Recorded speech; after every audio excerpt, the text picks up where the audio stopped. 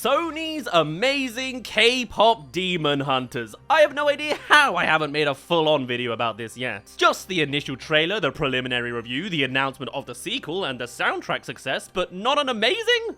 Let's change that. Now, I doubt this movie really needs an introduction. You can bet that this has changed Netflix in some regards, and it is still breaking records to this day. Monumental in its execution, as we'll soon break down everywhere, and we'll only stop talking about it when the numbers themselves go down. Only Taylor Swift managed to dampen them for about a week. Did I manage to time this well enough to release in the month of Halloween? Nope. It's demons, so it technically counts as spooky. And I expect this movie could well be a contender for a Christmas movie on top of that. Somehow. It has wintry vibes, you know? We'll see how the numbers do by the end of the year, and if the award season also bolsters them up a bunch. But for now, let's all revisit this movie yet again, since I've certainly seen this movie multiple times over since its release. Even if it's mostly other creators' reaction videos.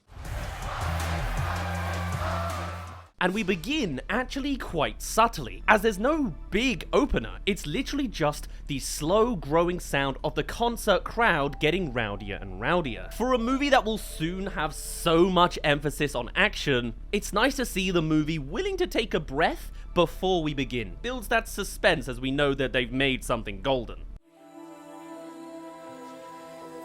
And in fact, we don't even start the events at the concert yet. We're going straight into the backstory now. As admittedly, there's a lot of exposition to get through to a fresh-faced Western audience in this Korean-inspired story. Singing songs of courage and hope.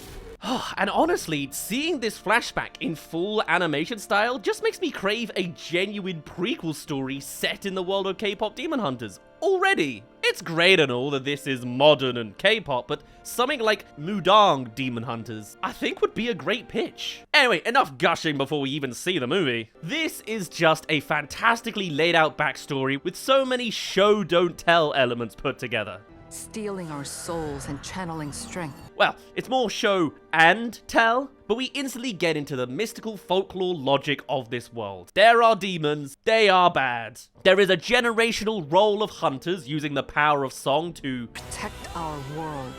The Hunmun. with this barrier being the thing that holds demons down for a generation. All told succinctly with phenomenal animation, especially during the flourishing slash of the original girls. And as we progress up to the modern day, while it's a fun detail that each generation of hunters represents the developing trends of mainstream music, it's even more impressive to realize that these are each very specific Korean musician references too. It's not just Western 1920s vibes, it's directly tied to Korean history, as is practically every asset seen, mentioned, or used in this movie. Everything is baked into being a presentation of Korean culture, which is both so refreshing to see after so much of the same perspective in Western media, but also incredibly impressive to manage to fit so much in. And we haven't even gotten to the protagonists properly yet. I will create the Golden Hunmun. Yes, Celine. The Golden Hunmun being the permanent, revolutionary barrier that sets in and finalizes this demon conflict. So now that we're back in present day, it's time to learn the basics of our three characters, and what better a way to do it than in the second person, as it'll be the dedicated fans in the crowd expelling their admiration, and told in a pseudo-documentary format as if it's just coming from the film crew attached to the band's marketing. Nobody can move like Mira. She's the cutest magnet. Her mom was a Sunlight sister, but passed away when she was an infant. Whoa, okay, that's a lot to unpack there. And though there's certainly digging to be done to dedicated watchers of the film, some of this info can kind of be discarded in the moment, but very much feels like the under-the-surface description that would come from someone obsessed with every detail of their favorite K-pop stars. And again, reference to Korean TV media formats, and it's really nice how they incorporate Korean words outright in the script, but it's not confusing to English-only speaking audiences. You can tell that you're being bombarded with Korean culture, and yet it all flows so naturally that it's not even a hurdle. For an opener to a massively different world setting that is unapologetically sticking to its roots, there is so much going on in the background to make this as functional as possible. And that deserves so much props in how they managed to pull it off. But enough of the script technicalities, let's get into the action. They totally need it, but we're gonna miss him so much. And with comedy chops to boot, this is just such great animation in camera techniques and voice performance. Ready? Ready. But where are the girls? What? Where are they going? And as we're faintly introduced to our manager boy, Bobby, we come to learn that Huntrix are late, and actually still up in their plane. The most carb loading. For the fans! And immediately, we're not introduced to them in their switched on K-pop mode, but simply as humans. And what's more, they're making up an excuse to just eat. Is there some logic to carb loading for the exertion they're about to roll out? Sure, but you can also clearly tell that this is just a reason for them to chow down on some snacks. Mira, it's not even a real number. It is for our fans. Something eternally relatable to the human experience, and also so refreshing to see out of female characters on screen. Be it in movies and Hollywood or the K-pop industry itself, this movie is going to pride itself on allowing these women to be not perfect. Not Barbie dolls with perfect habits and unreachable beauty standards. And what's more, as we'll certainly get to see more, they are allowed to be ugly. And I absolutely adore that. It makes them so much more endearing as human characters and can be a lot of fun too. And done in a way that isn't laughing at them, but laughing with them in a way, since we get to see them being so comfortable. If anything, this is more of a negative point on the entire rest of representations in media rather than a positive for this one. But I gotta get it out early, since this is literally our first present day exposure to them. And if it's not eating, even just the crazy emotional expressions on these characters, it's just a real powerhouse of success from the Sony Animation team. But then it's time to lock in, as the plane has been hijacked by demons trying to divert them away, and we get to see the flip side of the girls as they showcase their hunter abilities. Though at the same time, the demons themselves are great sources of comedy of their own. Can you be late? In the background of this entire scene, the actions of the onboard staff is just nonsensical, as these characters have no idea how the human world works, or at least how modern day tech does. But let's get into the fight scene. You came at a bad time. And though I'm probably not allowed to play much of the sounds of this scene, you can tell that this is some of Sony at their best, with the choreography as well as the cinematography just firing on all cylinders, taking on more of a graphic panel stylization, very much reflective of fashionista culture. Though apparently there were initial plans to reflect lighting techniques often used in K-dramas, before choosing to go to this style instead. Still, it works fantastically from every angle. You can get some detailed action moves in there, Okay, I'll show you wild. Better come right. some creative, colourful lighting choices in the window, and we get to see some of the logic of the magic system from the Demon Hunters as their weapons physically manifest from the form of the Honmoon itself. Whilst also, as you can imagine, each of these weapons themselves are a direct reference to Korean weaponry. This isn't just a generic sword and Japanese ninja stars. Can't wait to see these weapons turn golden for the golden Honmoon later, right? And the actual developments of these action sequences are just incredible. To rip off a plane like this mid-flight is such a crazy move, and can really only be done justice in animation. It's a real feast for the eyes conceptually, and it's all the better with how nonchalant Huntrix is about it. As if this is an everyday development. Okay, let's do this. And then, we're not even done! We've got a rap segment of the song to run into. Incredible! Rapping from all three members, sometimes in full Korean. But even if this isn't fully your thing, you've got to appreciate the quality and execution of this line. All to showcase just how in their element the Demon Hunters are, as we circle back to the stadium in full Fortnite style. Hey, it's relevant now, as the show can officially begin, running with the campy logic that the girls can kill demons in front of their bustling crowds, and play it off as visual effects. And as the song hits so well that flares of gold start to show on the Honmoon, we finish off with a pose, reveal, and title card. Now that is how you open a stellar movie. So many moving pieces and masterfully strung together. You get the concept, you get the characters, and you get a feast. And now that we're hooked, it's time for the narrative to kick in. The Demon King exists with his own army of horrified demons. An interesting choice to try to empathize with every other normal demon, as they are simply wrapped under the authoritarian Gima, who himself is just a giant flame. Thematic, useless, all of you!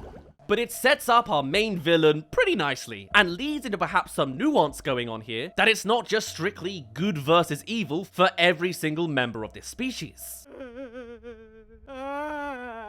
I mean, it'd be pretty cruel to showcase such emotional vulnerability into these characters just to coldly kill them by the end anyway, right? So I can't wait to see the nuance in the messaging as this story progresses. But a new plan is coming out of the demon's tragedy this time. Then some hunters sang some songs. As we're introduced to Genu, the only vocal and confident demon it seems, and he has a revolutionary idea. The power of K-pop. Kind of cringe without the context of the music. Feels a bit like a YouTube rewind. K-pop! But with apparently some realistic beauty standards for demons. Oh yeah, totally gonna work. 100%. Huh, so all the demons can look like humans. There's a disguise mechanic in their magic system. That's notable. And as a small hint to some emotional plot points later, we get a flash of backstory from Genu to wrap together this establishing scene. Never done a single thing that didn't serve yourself.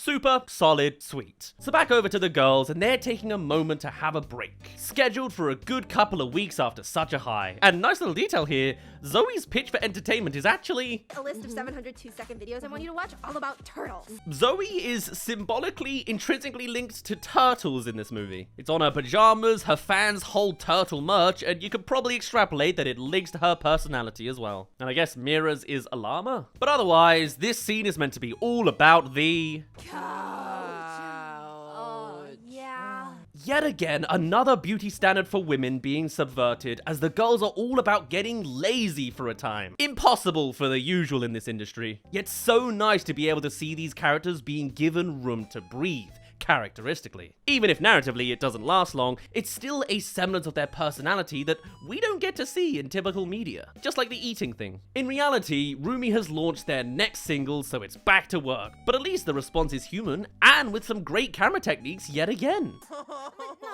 No. Perfectly angled in multiple shots to showcase something with intention. And also, I just love the human delivery of this line too. The promo starts tomorrow. Tonight. It all comes together in making these idols realistic, especially when they're meant to be switched off and out of public sight. It just all works so well. Bobby as well, surprisingly, is on board for his vacation being cancelled. Guess he really does like those social numbers. It's a curse. So let's go promo! It's here we get the best song in the movie, right? Right. It is golden. And we jump straight into the in-universe music video for the song, jumping between seeing it in full screen and seeing it consumed by the fans. Great! And it's yet another excuse for Sony Pictures Animation to spread their wings. They're already known for stylization, action sequences, and whatever the hell Hotel Transylvania is. But music videos? It's not entirely out of their field, with Vivo also being a past project of theirs, but it's relatively new territory for us to see them do. But like with most music videos, it comes heaped with symbolism. Artistic flourishing throughout. From the blooming golden light of success and ambition shining starkly on all characters to seeing a little more of their backstories in a semi-show and tell formatting. You've also got set-piece referential material with Rumi sitting upon a throne as the K-pop royalty that she is due to her mother also being an iconic singer, and of course the throne itself being based off of real Korean royalty too. And you even get a cameo from the crew in the comments at the end. Like that one's Maggie Kang. Now Maggie Kang is very much the architect of K-pop Demon Hunters, pitching the whole idea together and becoming a pioneer in successfully presenting a film with empowered female leads that aren't overly sexualized, all the while brilliantly reflecting aspects of Korean culture. Though ironically, the K-pop element was actually one of the last conceptual pieces to come together in the pitch. She's credited for creating the story and is also the co-director too. Ah, and there's your hitch. Amongst such a clear outset of demons bad, hunters good, now we're hitting the nuance. As Rumi reveals that she herself is also half demon. Apparently being a hybrid is an option, and with it comes isolation and symbolic suppression that's been growing so badly it's starting to affect her performance. Rumi, are you okay? Interesting, since they specifically show that the patterns have started developing onto her throat, hence the hiccup, but it seems to ebb and flow as we next see her with her full neck out and they're gone again. I guess the presence of patterns is more like an emotional mental block. Cool. And so, just as things are starting to break at the seams, we jump back once again to another flashback scene of a young Rumi and mentor Celine. Cover those up. Where it'll be your classic childhood suppression scene, but with some really interesting additional lore. You only have those because... My dad was a demon? So I honestly think this is the most interesting element of the franchise so far, as it so clearly opens up to the nuance of the relationship of demons in this world, and clearly hints at something more. We'll be getting additional details about this magic system, as well as what we don't learn at all in this movie, so I'll come back to it when we have all the information, but I do think it's from this prequel narrative that most of K-Pop Demon Hunters has room to really shine. So for now, I'll just tell you that young Rumi is voiced by Maggie Kang's daughter. And apparently, upon the Golden Honmoon, So these will be gone? Those will be gone. and even in the present day, Celine's take is just the same. Nothing can change until your patterns are gone. And so Rumi heads to the rooftop to brood in classic fashion, but it's also a great outlet for some symbolic visuals as we get to see the cityscape draped over with the bluey Honmoon, as if that is the perspective of Huntrix. All the while, interactions like and showcase how directly affected the barrier can be from Rumi's actions. It's just a really nice magical element to add on top of this brooding scene to insinuate more directly the stakes weighing Rumi down. And it's just cool overall, as if the whispering voice of her own younger self is haunting the outro of this scene. The soundtrack a few times is going to be hiding in musical undertones, but is it just a non-diegetic flair? Is it Rumi's own headspace trying to lock back into the lessons learned from when she was a child? Or is it Guimar's whisperings haunting the air to build tension for her? It's probably not the last one, but I like that you could always perceive it that way, if you want. And so, with voice fixing on the priority for the next 2 weeks, the girls head over to the dodgy doctor, with a little foreshadowing sprinkled in there too. Why are there so many people today? Who are the Saja boys? Now this is just an iconic scene of its own. Taking another fun opportunity to do some quirky things in what is otherwise just meant to be a medical scene, and an excuse to learn more about our characters.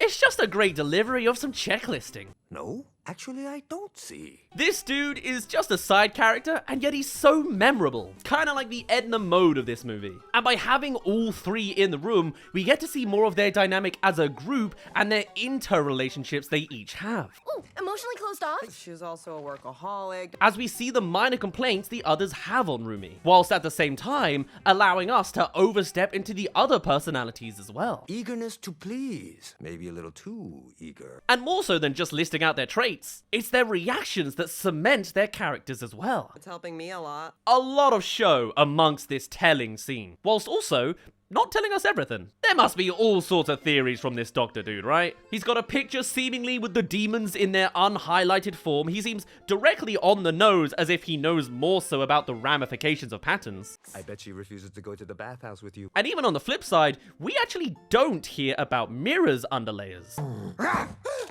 Yeah, that's right. Either way, brilliant scene. Fun, explanatory, and opens to theories. What an icon. Alright, and here it is, the big introduction. Now, I said this when the trailer first came out, but I think the directorial choice of showcasing eye candy as corn in the eyes that then gets buttered up and turned into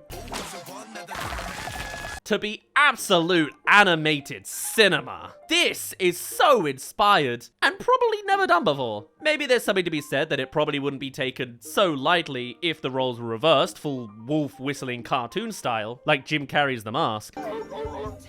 And that's why we don't see it too often, you know, since it's usually the girl being ogled over, and that doesn't exactly fly in modern media. But here, with K-pop in mind, it makes a lot of sense for them to be displayed like this. They're all leaning into it intentionally. And a lot of the cinematography over this is mimicking the styles of K-drama that often have this long, drawn-out slow-mo sequence as the romantic inciting incident that happens 70 times a series. And look, that bloomed-out lighting has made its appearance. Checkmark achieved. Whilst at the same time, parodying it to a certain extent.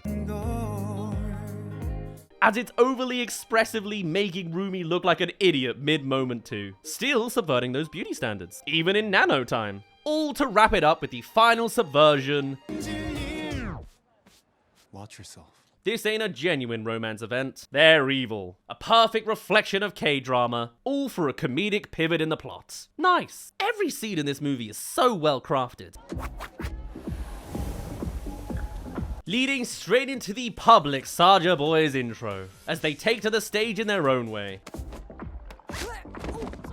The girls so invested they're making mistakes. Also a detail we'll mention here is the Sony animation use of smear frames like Rumi's giant eyes on that pool. Or just the standard animation choice of having each character appear in tandem progressively further back and farther out. It's a very simplistic movement but adds to the fluidity overall of this movie. Stylistic. All the while the camera on the Saja Boys goes full on concert. Yeah, I need you to fill me up. With it moving in handheld and hitting multiple different angle points along the line. More reflections of reality to make it feel a little more real in the moment, if you even notice it. My little soda pop. You're all I can think of. The second best song in the movie, but interestingly, the thematics behind it are also very on point, because there are no thematics. This is not by any means a deep song. It was written specifically to be catchy, but meaningless, as if a reflection of the artistic contributions the demons are giving out as nothing more than shallow deceptions that pale in comparison to the much more deeply emotionally rich storytelling behind the writing of Huntrix song numbers. And yet, it's still popular, even in real life. And you know, maybe something can be read into the fact that even their representations of affection to their fans is harsh and aggressive. Once again, not a genuine expression, but more of an attack as they generally plan to reap their souls. Not that the Hunters are looking good in this scene either. By being so starkly anti-demon during this positive phase, they end up looking like the bad guys. Nuance of demon bad showing its fangs again. Though the movie does cut some corners to progress the plot. Magicians. I mean demons. Forget spending time discovering who they are. It's just a flash that nobody else but them sees. And maybe you could suggest that the smear frames on their bendy legs physically happen as a sign of demonisms too. And so, with their rivals now strongly established, it's time for retaliation. Let's get battle ready. Let's go kill these guys. Chasing them into a bathhouse for irony's sake, it's about time for another solid action sequence. We're not here to fight. They are. Oh, draped in green in here and now with a new water demon type. It's time for the blades to fly. And honestly, I don't think my words are gonna do this footage justice. I feel like I need to slow down absolutely every shot in this movie to fully appreciate all of the motions going into every little bit of choreography. From Jinu jumping over Rumi's sword and the camera following with the best angles, to also just this incredible one shot highlighting each of Huntrix one by one as they start to find their footing again. Or even the small and brief details from Jinu. Mind the face! I needed to steal your fan. Who has his demon elements flare whenever he's making a move, be it the glow in his eye or his entire clawed hand. This movie has a bit of a Spider-Verse effect, where it totally seemed worth your time to crawl through this movie frame by frame just to catch all of the details. But in the midst of it, there's also story in this action piece, with Rumi first running off ahead, weakening the other two who would be overwhelmed without her, to Jinu himself coming to a realization. We're blending the pieces together now, only for him to surprise Protector with another romance fake-out. Having us disperse as the demons get away and human souls are taken with them. My little soda pop. He was influenced by the Saja boys' hook, line, and sinker. Whilst on the flip side, the demons are doing great. Let's see that again. They're just like us. Opening up their own fame notoriety in the underworld. I love you guys. They even have consistently recurring fans. Hope nothing happens to that wholesome guy. Bears my mark, but I have no control over her. And that's an interesting logical detail. I was actually researching where the afterlife fits in Korean mythology and realized that that's exactly what this is. Apparently, the story goes that souls are guided by Josung Saja, or messengers of the underworld, who ferry souls to the other side. Saja boys, doing just as they are now, down into the underworld. I'd want to theorize as to why Rumi has this blockade from Gima, but it breaks down later anyway. So probably not an influence from some external hidden figure or anything. Just another emotional mental block thing, I guess. How do we go from gold to this?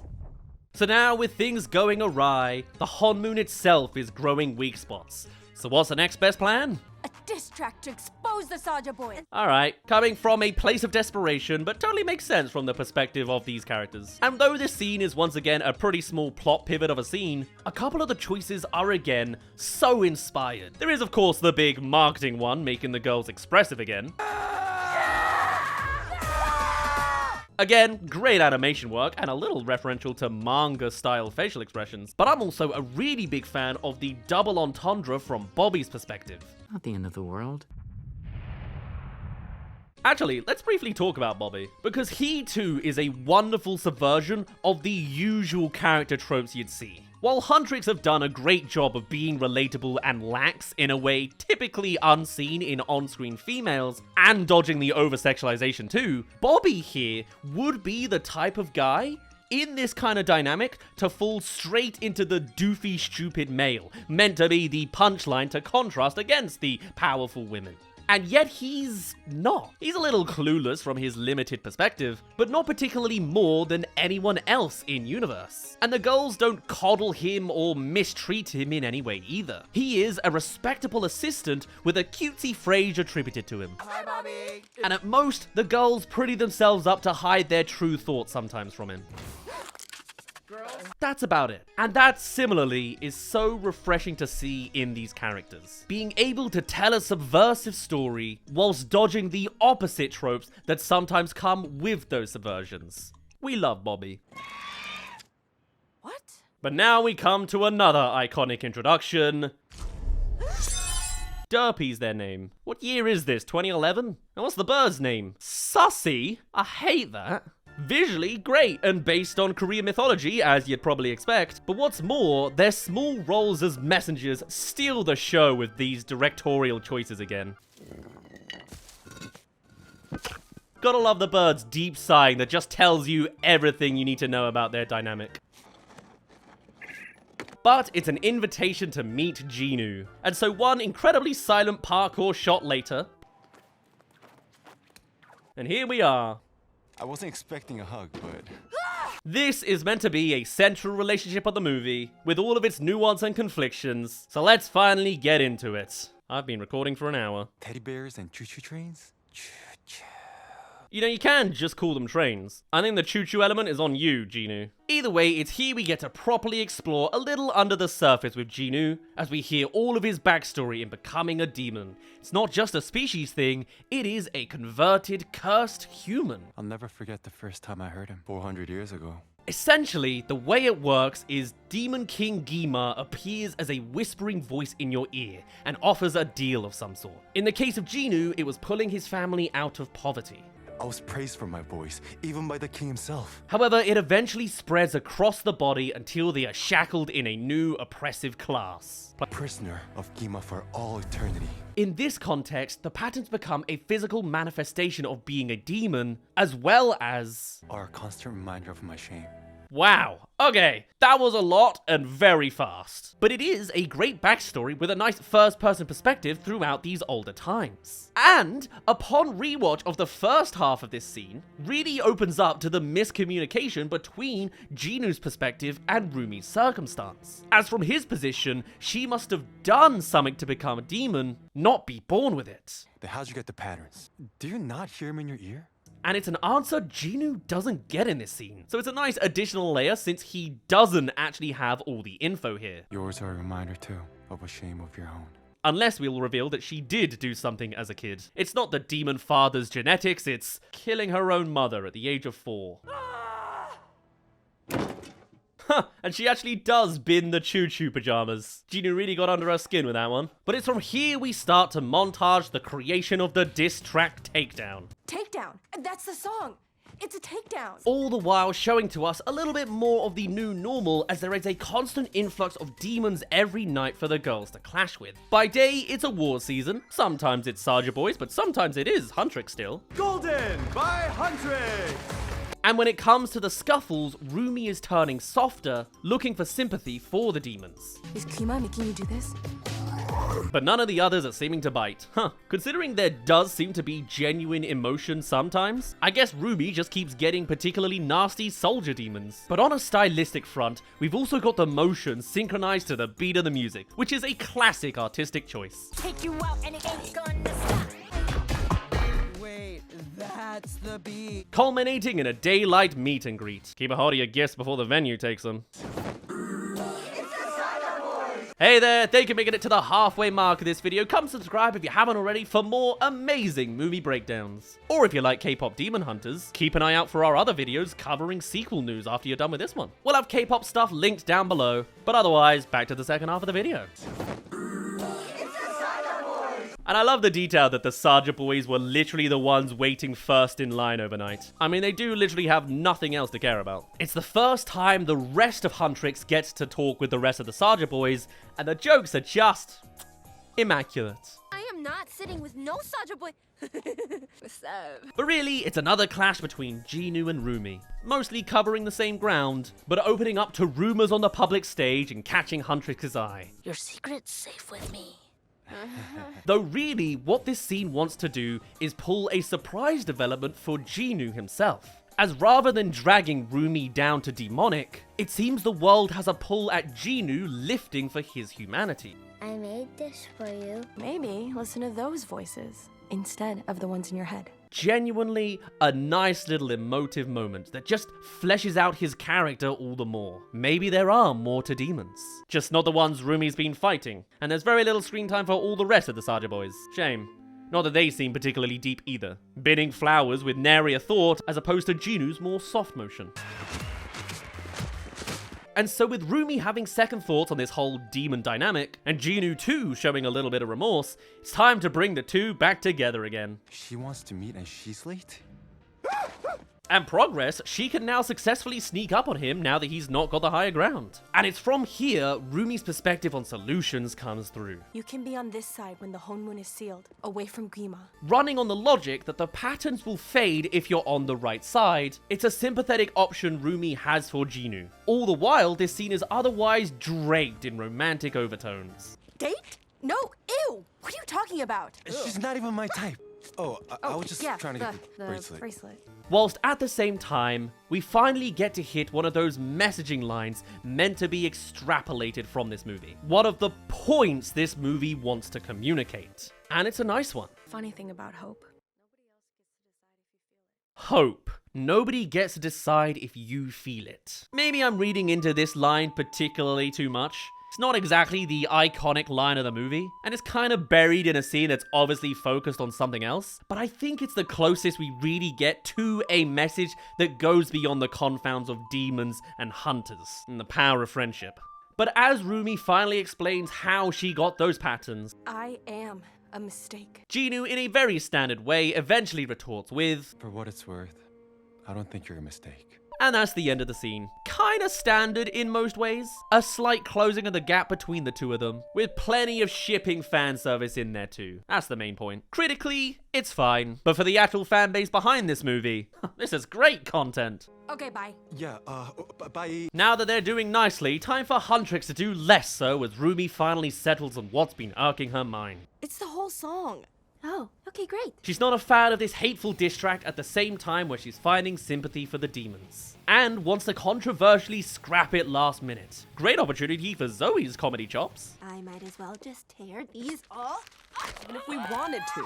And also a nice detail that the line that keeps tripping Rumi up is one that is clearly meant to be rhyming-wise, highlighting her. Makes the hatred want to grow out of my skin. The lyrics literally calling out the hypocrisy in herself in hating demons, whilst sharing the same patterns. As if hating herself. She does think of herself as a mistake after all, and with a glimmer and a knowing look, A routine, for what it's worth, I am proud of you. we're back to another demon conflict. And this time the demons are different. Symbolically, I guess it could be a reflection of Guimar's powers having gotten stronger, what with him being fed a good chunk of souls by now. So he can just fire a whole barrage of faceless demons like this now. Great for upping the stakes against the already butting heads Huntrix. Not everything is about your insecurities, Mira.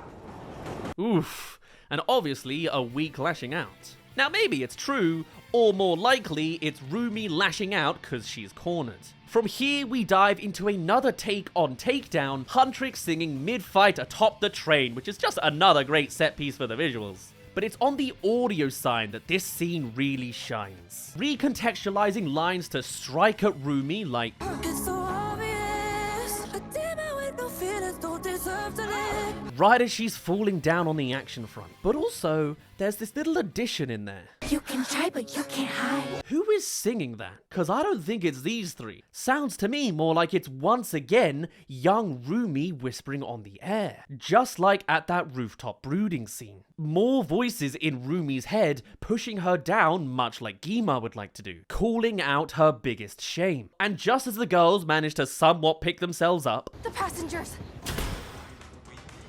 there's a real-life consequence to this blip.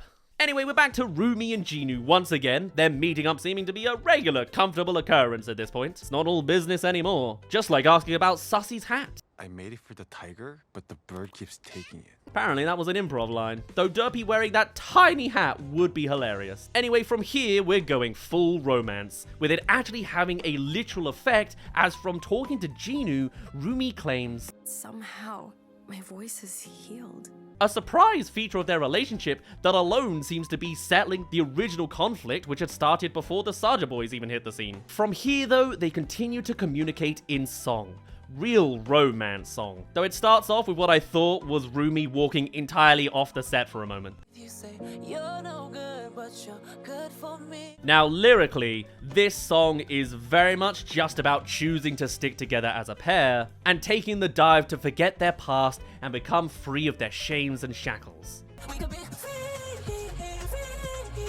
But the other feature, of course, is that it is finally a duet between these distinctively different voices. So much group singing from one gender or another, it's refreshing to finally hear both Huntrix and Saja in one song. Though they never do a full double group song number, so I guess that's kind of a shame. Still, it really pushes Jinu to open up and respond, with his own rap numbers to express himself. Between imposter and this monster, I've been lost inside my head. Talking about his perspective on hope and how he feels like it only hurts him, so he just suppresses it all. This is a love song, clear as day. And then the two jump off of a cliff, with the thematics of this song all being about Let the past be the past till it's weightless. the two literally whoop, there goes gravity, and float above the town in their own little abstract void for a little bit. Great visual storytelling, and they're holding hands, until eventually we loop back to the starting lines of this song once again. Try to hide, but something broke. As we return to the ground, it was all in their imagination, it seems. A hypothesis of how things could go in fantasy first. Really nice. I don't hear his voice. And off they part. But we can't just end off a wholesome romantic scene. The stakes are meant to be building here. So Jinu immediately gets sent back to the underworld, and this time much harsher than earlier. From here, we get to see the new form of Guimar, bigger, as the conflict lingering in Jinu only continues as Guimar tries to keep him in line, outright showing us Jinu's lie about his family. You betrayed your own family. Turns out, Jinu's deal was simply following musical success in being praised by the king, or to get out of poverty himself, keeping his family out of the royal walls and inevitably killing them in doing so, bringing him back to his shame in not just what he did, but What you are. And it's the only time we'll be seeing Jinu genuinely terrified this whole movie. He's usually pretty stoic with his pretty boy face. The most expressive the boys get is the hot sauce scene, and Jinu doesn't contribute. What's up with that? Goo goo gaga. Also, Rumi gets the luxury of riding a flying tiger back home? What an incredible experience! But now, with the finale night almost upon us, it's time for a heart-to-heart-to-heart with Huntrix. A nice moment to actually embellish the strong connections this trio has that I otherwise have been skipping scenes of in this video. Oops. And I admit, I haven't been at my best. It's an opportunity for all the girls to express their concerns and insecurities, just to get them each on the same page. Communication like adults. And what do you know, Mira herself does have some insecurities to call out. Overly blunt, short-fused, highly aggressive. You can bet that these were the exact 3 descriptors the false doctor would have otherwise vocalized. By hitting the nail straight on the head, Mira even manages to call doubt to the very phrase that's been burdening Rumi for years. Our faults and fears must never be seen, but... The very phrase Celine drilled into them, and Rumi especially, is even being shaken without provocation. How validating that must be for Rumi to hear. I'm afraid of losing you guys too. And so, with a mutual agreement to resort back to Golden. I mean, golden. Definitely golden. the group are united once again.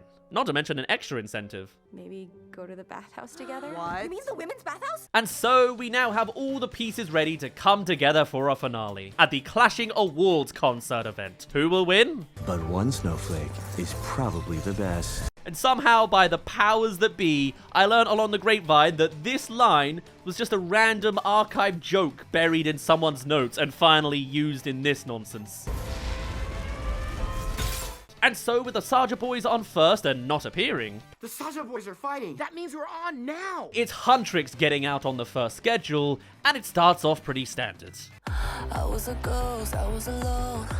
We've heard the start of Golden before, but now on stage with similarly invested fans. Be them singing along, To believe or getting the emotional hit on the emotional number. I'm done hiding. And there's nice little choreographical details, simple stuff like putting the relevant member up front for their verse on their backstory, etc. And all is going great until backstage it's noticed that... Bobby? You're on in 20 seconds. separating the group as there's foul play, and Rumi is none the wiser as she expels some of the concert budget on this brilliantly swinging up top sequence. Proper pig style. Sorry, it's the only relevant example I know. Can't imagine the health and safety form put together to do that one. Though this is the same venue that accepts throwing real blades into the crowd to hit a VFX demon. But now it's all falling apart, as Rumi is joined by this. It's a takedown. And there's no mystery to their identity. The lighting is going full demonic with red highlights angled straight up from below. You can also tell the vibes are off just by how the crowd are not responding to it. Also, how's it taken this deep into the movie and narrative to now have the demons mimicking someone we know in their disguise? Like, I guess it's established that they have faintly human disguises at the start, but I didn't realize they could become anybody. Seems like a waste they haven't used it so far. It's a big exposure live on stage. Hatred wanna go out of my face. Again, really running with veins as the rhyming line to thin? No wonder this song was falling apart. But it's being forced out now as Rumi is being attacked on the very words she's been struggling with for half of this movie. All to get to the central point of... tattoos! How controversial for a K-pop idol. At least the general public don't understand the concept of demon imagery. There's also a few more camera techniques thrown in there for this evil rollout, like a dolly zoom on the line. A mistake. Before Rumi's brought to a full breakdown, destroying everything around them. I love this shot of a single spotlight on Rumi against this ultra-wide angle. How poignantly isolating. The performance is ruined, so Rumi runs off stage only to find the real Zoe and Mira. Oh, thank goodness. And it's here the real nightmare begins. Slower, more emotional, but it's the severing of the trio properly this time. Even though they kinda had their doubts the first time. I knew it was too good to be true. What a sad line when you think about it. Everything comes to a head and communicated wrongly too. Jinu? You're working with him? All the while, the soundtrack is adding another nice little underline as it's now playing a version of Golden, but in minor key. Don't leave! Don't leave! I can still fix it! And to really kick her down, we then have... It's hesitant on Zoe, but we eventually get there too. So Rumi runs away. A brilliant but simple display of the crack in the central connection of this movie. What's more, then there's Genu. How could you do this? It was all a lie. Playing it cold and unmoving. Clearly an act, right? We've seen his developments and his fears behind the scenes. Only for his take to still be pretty hopeless. You just made a mistake. I left them! Again, with that great flare of demon energy in his eyes for just a moment, he finally explains his true backstory. Sister, my mother, alone. As well as cutting off Rumi's solution logic. That's not how it works! Yes, it is! They are now both two lost souls, hopeless and demonic, with Rumi reaching her lowest point, even having her eye having that demonic iris thing going on. And especially nice is this shot of Rumi hopelessly walking, each step growing a stronger rip directly against the Honmoon. The hunter meant to solidify it is now the very thing structurally breaking it down, as we now properly come to Bobby and his phone. He's been doing this all movie, getting slowly sucked into the Saja boy's influence. He loves those numbers, I guess. Guess it was just lucky the demons didn't have him on their radar up until now. What's more, we now have the full rollout. Couldn't keep them together. You're all alone. It's Gima's whispering voices. But interestingly, it's not actually the voice of Gima. Not for Bobby, and not for anyone we'll hear. You thought you found a family? You don't deserve one. It's always the voice of themselves, as if Gima is the spiritual embodiment of doubt itself. You're too much and not enough. It's always your own demons, your own thoughts that possibly put you on a bad path. Interesting. I guess that means Gima's been whispering to Rumi this whole time, if she's hearing young Rumi in her head. So we head back to the very beginning of this movie again, as Rumi returns to that original tree to talk with Celine, who already seems to be pretty on edge. Rumi? But it's here we finally have the confrontation of Rumi's original problem, as this is all a result of being forced into suppression by her mother figure throughout her life. Though she's not here with the intention to lash out any further, instead it's a request that Celine do What you should have done a long time ago. Which is dark, but it comes from a place of hitting absolute rock bottom. Not to mention, we once again have lyrics from young Rumi haunting the scene in these hard times. Do what you should have done a long time. Celine hesitating to make a final blow. Please. Do it. Whilst also not giving eye contact to the child she was put in charge of caring for. Instead, she reverts right back to her usual stance. We can cover those up and put everything right again. Only perpetuating the cycle of suppression and deceit against freedom and communication. It's interesting to note that there's actually a deleted version of this scene here, which is more of a song number, and likely would have expanded this back and forth a little more.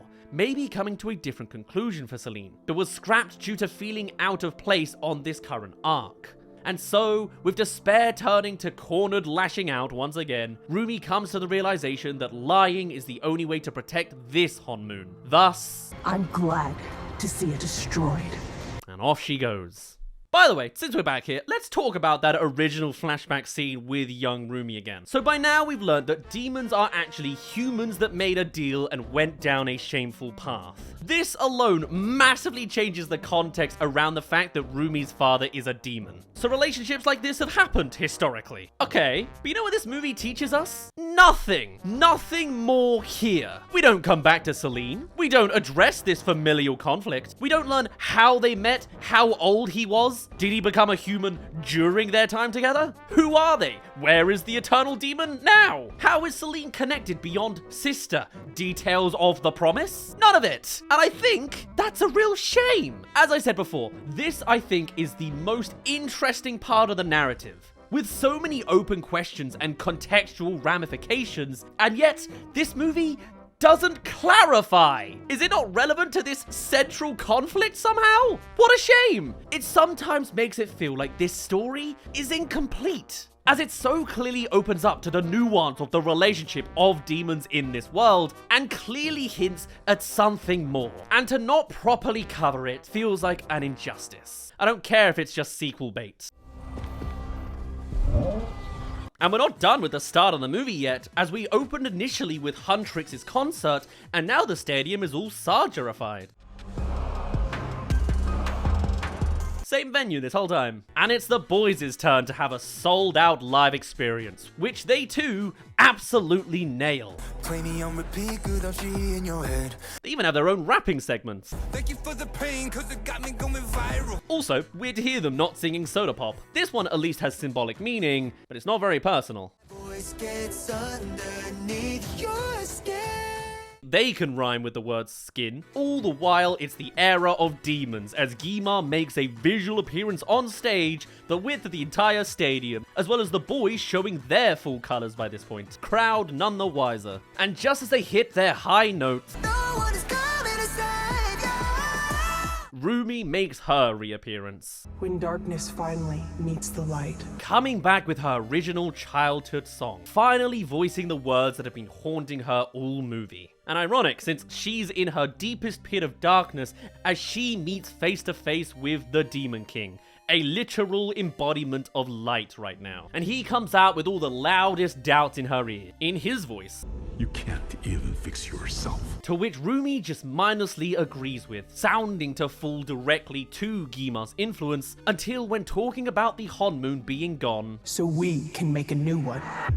Bit of a weird edit, I'm not gonna lie. Sudden cut to black? But this is the finale, and to be honest, a lot of it is just movie magic from here. How does being motivated to kickstart a new Honmoon instantly remove your patterns? I guess it has to do with something about accepting yourself. I can come round to that. But then this scene keeps going. It's good, yeah, but nothing but the truth now.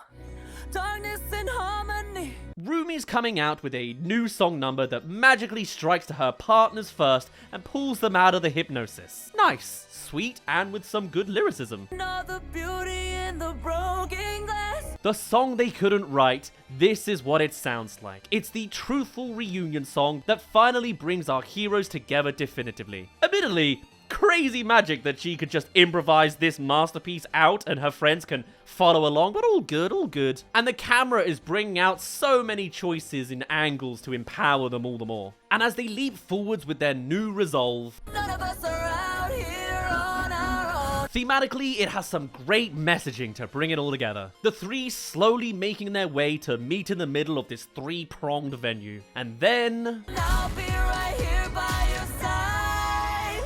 They hug so powerfully, it creates the new Honmoon. And what's more, they hugged so strongly that it bleached all of their clothes white too. From now on, they are draped in white, symbolically enlightened. Movie magic. It's fine. Bit of a fantasy ending, but this is a world where demons rip into the surface world. We come back to familiarly great imagery, like seeing waves of souls residing in each of the audience members. And as the Saja boys joining lashing out, Jinu hesitates amongst them. But Huntrix's resolve is set, and they dive right into the central action against the faceless demons. Though with it mostly being just a straight walk forwards, there's a little less of the one-shot twirling cameras, but it's still nice enough of its own. But just as quickly, souls and energy are returning to Guimard for his response. Oh, and also the Saja boys are already right at the front line of the action. You don't really see it, they're just kind of mid-clash in the background there. Kind of thought that would be more of a thing, but fine. They are side characters to Jinu after all. Time for Guimard's response. Turns out, it's a full-on kaiju beam straight to Rumi. Blockable by sword, but a nice enough beat. And in an unfortunate turn of events,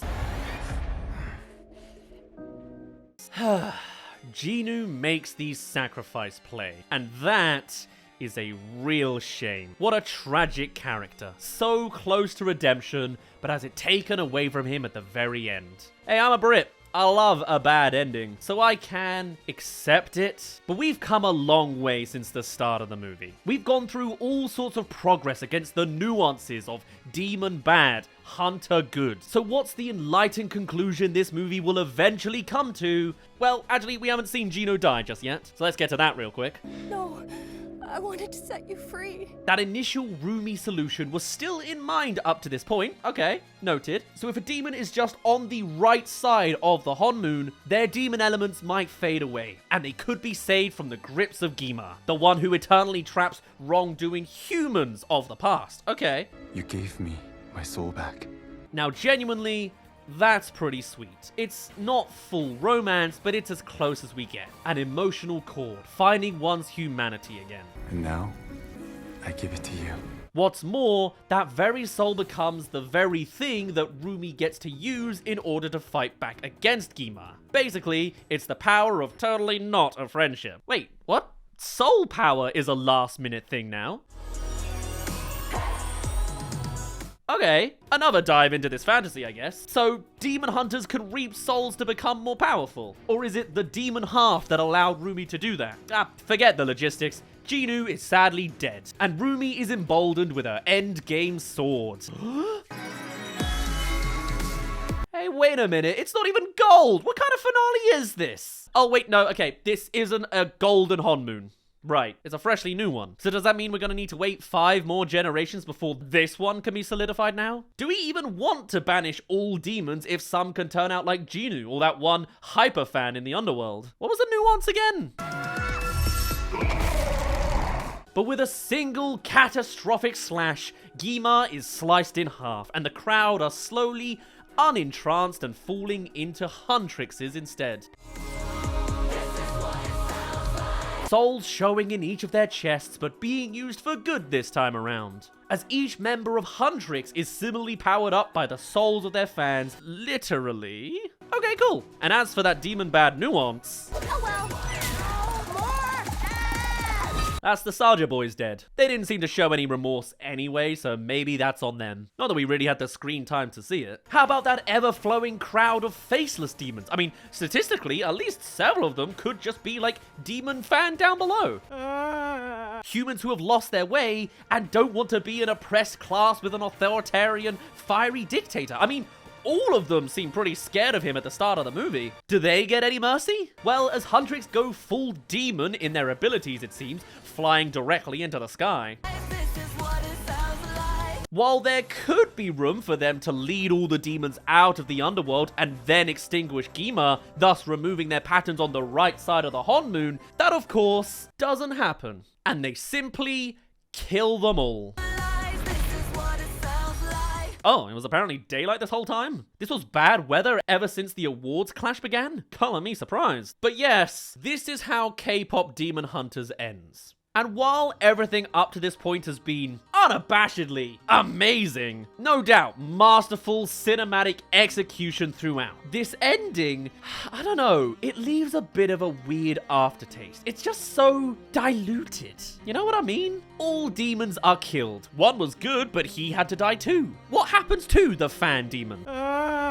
Just trapped in the underworld to continue crying, I guess. The big bad demon king is killed in a single sword slash and a soul explosion. The sympathetic angle of the demon experience is simply thrown away in the context of literally any other demon. And as for the most interesting part of the whole narrative, the mystery and origins of Rumi's parents, why did her mum fall for a demon? Was it a Jinu situation, or were they together before he became a demon? In fact, if he is a demon, where is he now? They're apparently eternal. How did Rumi's mum die? What's this about a promise from Celine? I get that it's probably just bait for a sequel, or they didn't have room in this first movie. But by dropping in this integral detail that is reflective of the main conflict of your movie, and then proceed to just not explore it, feels missing. And the result simply goes to demon bad all along, kinda. Even this after story feels underdone. Here's a single line from Bobby. I love my girls. I still don't know if he's out of the trance yet. Here's a shot of the new Honmoon they've made. What's the difference? This one isn't impacted by demon symbols? I guess the golden Honmoon goal has just been thrown to the side. Okay, maybe unshackling demons isn't an option without that anyway. And then otherwise, all we have is swaying audience members as we fade to black. and then a post-credit scene of the girls in the bathhouse and saying hi to fans on the street, and end it with a shot of the demon pets. Oh, what? So they are allowed to stay on the surface world, are they? And it all comes across as a 10 out of 10 movie that loses its wind in the sails, somewhat in the final 5 minutes. Look, it's still fantastic in most other regards, but after watching so many creator reactions, it is so common to hear these same complaints of how much of a shame it is we don't hear of Rumi's mother, or that Gino dies and they just kill the other demons. Something feels missing in this ending, but thankfully a sequel is already in the works, so maybe one day we'll get the answers to flesh out this story. There's plenty of room for theories. I absolutely adore the one about how there's no coverage for the Honmoon over 2012, so in reality, surely that means K-pop icon Psy with his Gangnam Style must have been what was covering it during that era. Oppan Gangnam Style. But as for the unanswered, how is the false doctor connected to any characters? Has the mum or dad been an influencing figure in the background of this plot? What the hell is the parental backstory gonna turn out to be? And when are we gonna see an ancient prequel in the Shaman Demon Hunters? It might even line up with Jinu's original lifespan, who knows? This is a deeply interesting world to be freshly exposed to in Western media, and Sony absolutely nailed practically every element of this movie. It is a real masterpiece, and well deserving of the over-the-top successes it has achieved. I'm certainly hooked on all the aspects of the animation techniques and direct elements of this universe, and undoubtedly, we're going to be bombarded with all sorts of K-pop Demon Hunters content over the next coming years. And I bet there's going to be all sorts of K-pop stars absolutely rabid to make an appearance in the next one. I mean, this movie's soundtrack is practically already ahead of them. Maybe Psy actually will cameo in the sequel. Heck, I hear they're already looking at a live-action remake too. Maybe let's cool the jets on that one at least. Oh, and don't forget the other message, hope. No one else gets to choose if you feel it. Oh, also this movie's animated on Twos a bunch. Love that. But for now, I'd best probably finally put a pin in there for all of our thoughts on this movie in full. That was Sony's amazing K-pop Demon Hunters. My name's been Daz. Thank you very much for reaching the end of this video. Do tell me your thoughts on all things K-pop Demon Hunters. You tired of it yet? And how do you feel about that ending? I'd love to hear all of your thoughts and more. But for now, I shall see you all in a little bit. Cheerio!